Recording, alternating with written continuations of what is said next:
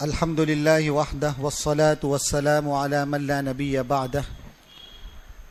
قابل قدر علماء کرام، معزز خواتین و حضرات، عزیز طلباء و طالبات، مسلسل 10 روز سے یہ اسلامی کیمپ منعقد ہو رہا تھا، اور ایک دن ایک وقت خطاب کا موقع بھی یہاں پر مجھے ملا تھا۔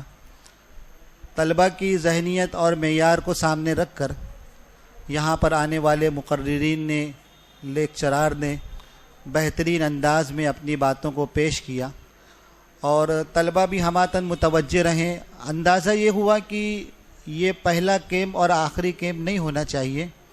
اس وقت ضرورت ہے کہ ہمارے بچے اور بچیاں اسلام کے تعلق سے اہم اور بنیادی باتوں کو اپنے ذہنوں میں راسخ کریں، اور ایسی اعلیٰ تربیت ہوں کہ جس شعبے میں جائیں جہاں اللہ پاک ان سے کام لیں، مال و دولت کے حصول کے لیے جہاں سفر کرے اپنی شناخت نہ کھونے پائے۔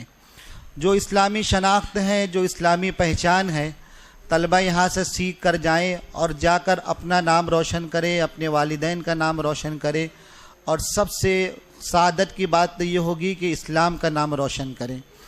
تو عرض یہ کرنا ہے کہ یہ ہمارا کوئی پہلا اور آخری کیمپ نہ ہو، اس کی ضرورت پورے شہر میں ہے۔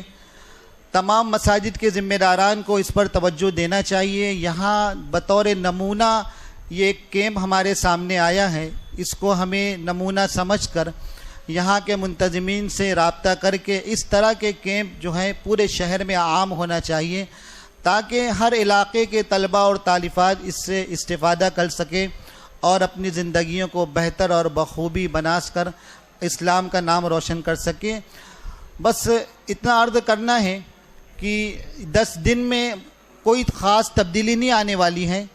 ہم اپنے بچوں پر پورے سال نظر رکھیں، ان کی آمد و رفت پر گہری نظر رکھیں، ان کے دوست و احباب پر گہری نظر رکھیں، ان کا آنا جانا، ملنا ملانا، اور کہاں ان کی اٹھک بیٹھک ہے، اس پر خاص نظر رکھیں، تو انشاءاللہ ہماری یہ نونہالان آگے چل کر بہتر سے بہتر بن سکیں گے۔ اللہ تعالیٰ انتظامیہ کو بہتر صلہ عطا فرمائے۔ وما علینا الا البلاغ۔ سید ولد آدم خیر الانام، اس پہ لاکھوں درود، اس پہ لاکھوں سلام۔